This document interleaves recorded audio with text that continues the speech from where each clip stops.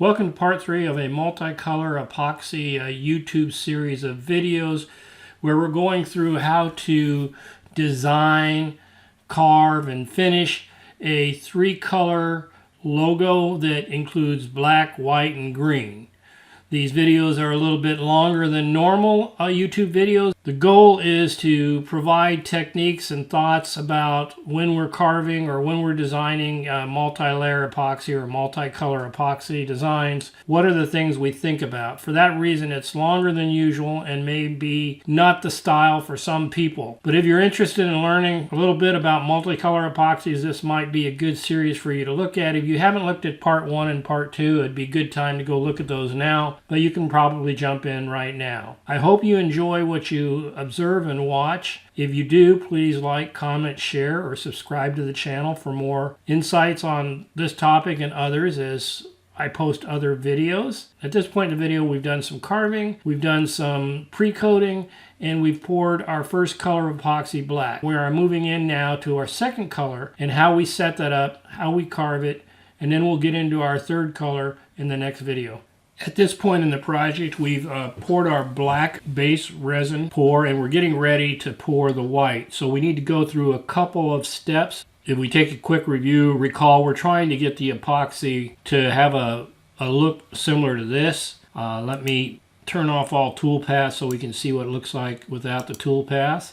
And this doesn't have all of the correct depths in it because I've set it up so you can preview it. I'm going to go back and set up the correct depths. The first thing I want to do is to change the start depth to 0 because that's where we're starting. I want to change the flat depth to 0.125. I've got a 30-degree V-bit, which is the bit I want to use. I've got a clearance tool. I've got everything set up now for my white toolpath. And I want to look at how deep it's actually going to carve. I'm going to hit reset preview and take a look at what the white looks like.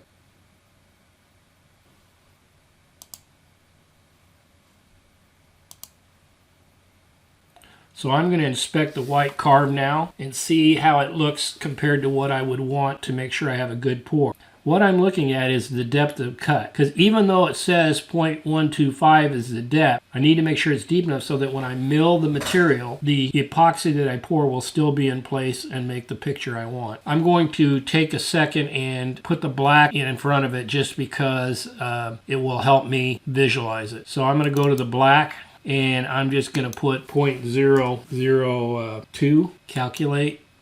All I'm trying to do is get the black background. Preview visible.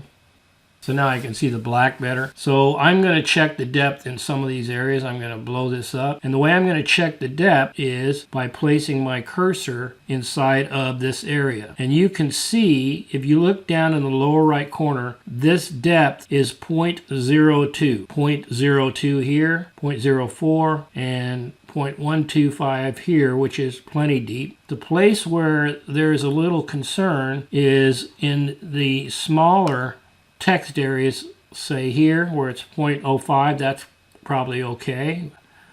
And in this area right here, this T might fully disappear. So this is where we decide if we need to change our bit size to get the carving that we want. So what I'm going to do next is now change my bit from a 30-degree bit to a 15-degree bit.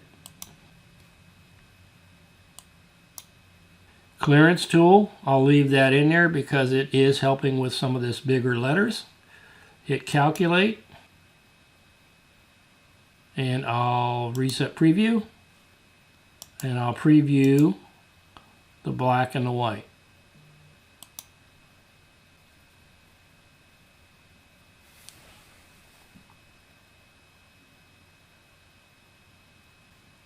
So now, if we look at the colors and the bits, we'll see that in this area we've gone to 0.11, which is deeper than it was before.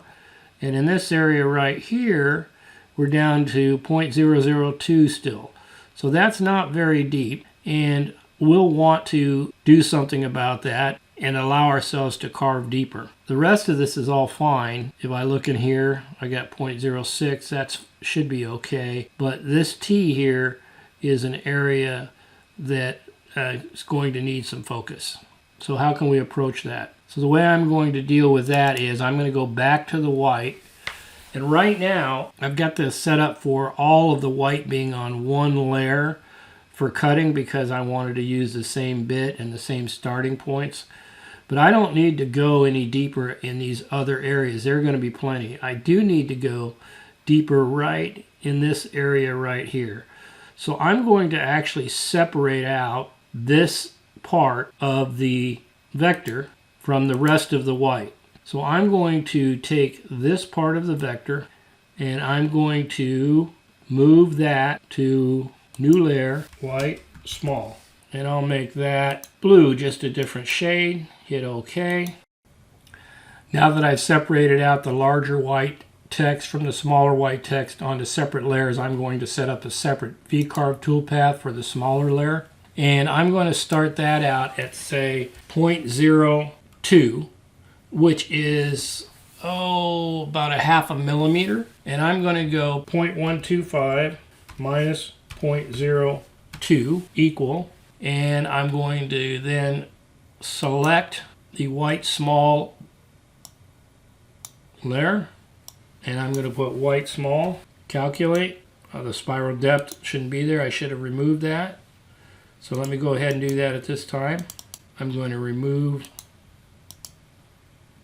We don't need that. Calculate. Reset preview. And I'm going to go ahead and preview just the white real quickly. I'm going to color that white. Blow up on it.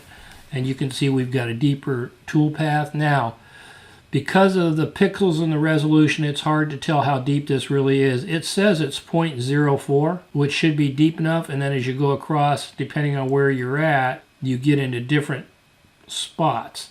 So what will happen now is I'm going to go ahead and use this toolpath and watch it when it carves, because now there's the large white and the small white. Let's go ahead and preview the large white and small white together.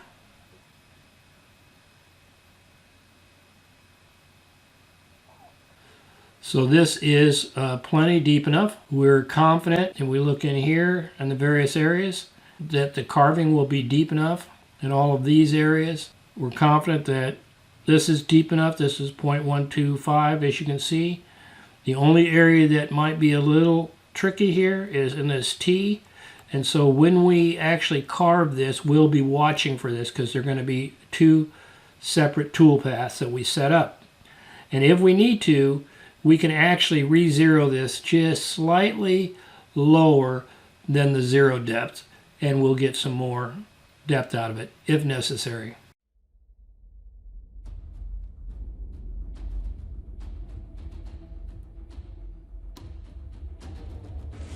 I previously marked a little X here to keep my zero in a semi-close location.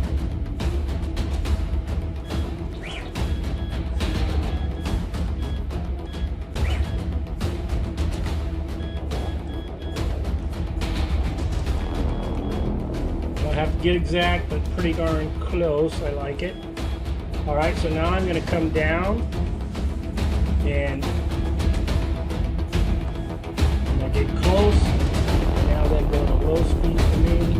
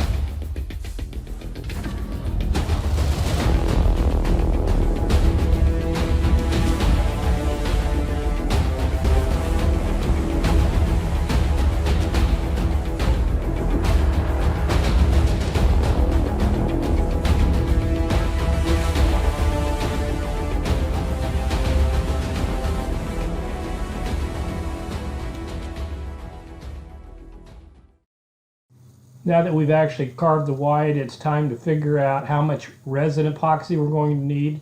And so we'll move on to that part of the effort right now.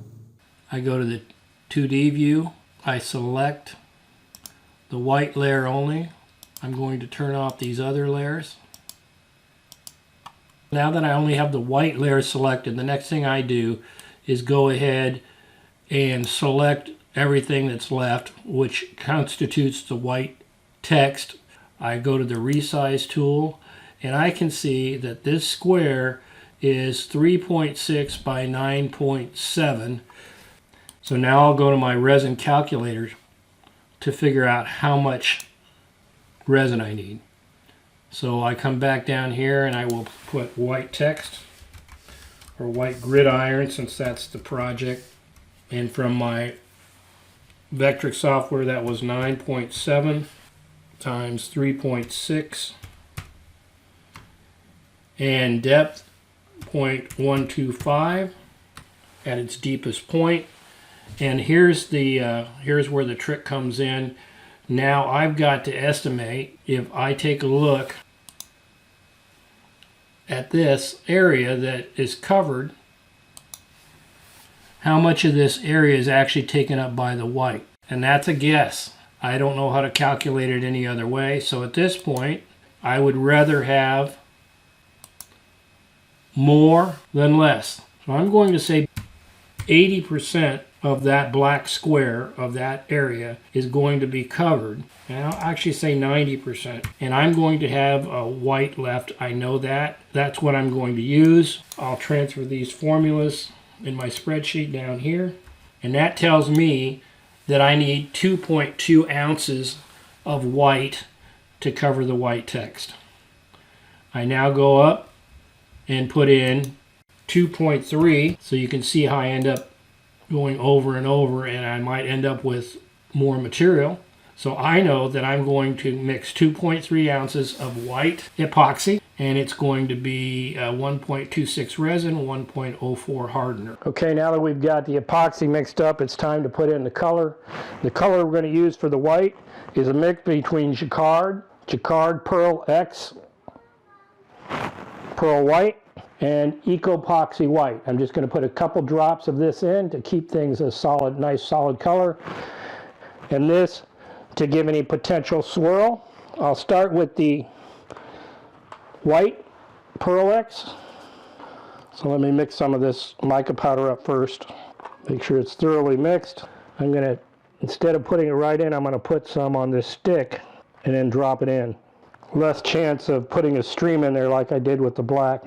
So what you're looking for is to make sure this is a pretty solid color, mixed up real good. Okay, now that we've got that mixed up, we'll get ready to start putting it in the board.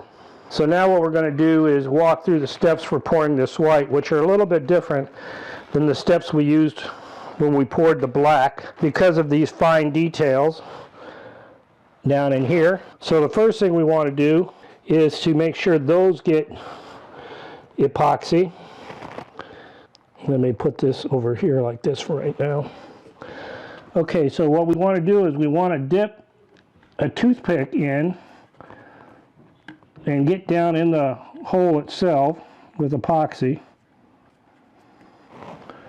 Maybe a smaller toothpick.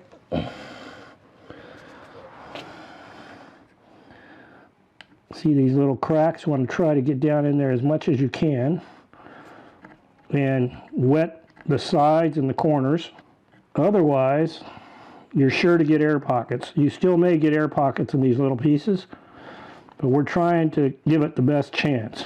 So doing this step is a pay me now or pay me later. If you don't do this, you're for sure to get air holes. If you do this, you may not.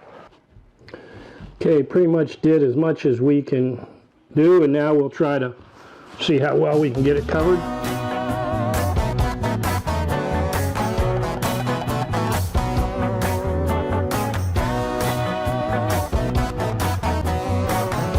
Take a look at all the indents and everything and make sure that the epoxy is run into those areas. You can see the bubbles coming up in all the different locations. Remember, it doesn't take much heat. That's pretty much it. We've looked, we don't see any bubbles. Everything looks like it's solid. We'll continue to watch it. We'll put a little stir in here to see if we can start to get a little swirl. We're not sure if there's much material there to get a swirl out of, but maybe.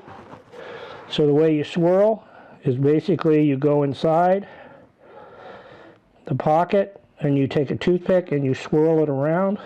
This also can help with bubble formation. Not sure if this is going to be big enough to swirl, but I'll give it a little try and see what happens. And you can start to see a few more bubbles.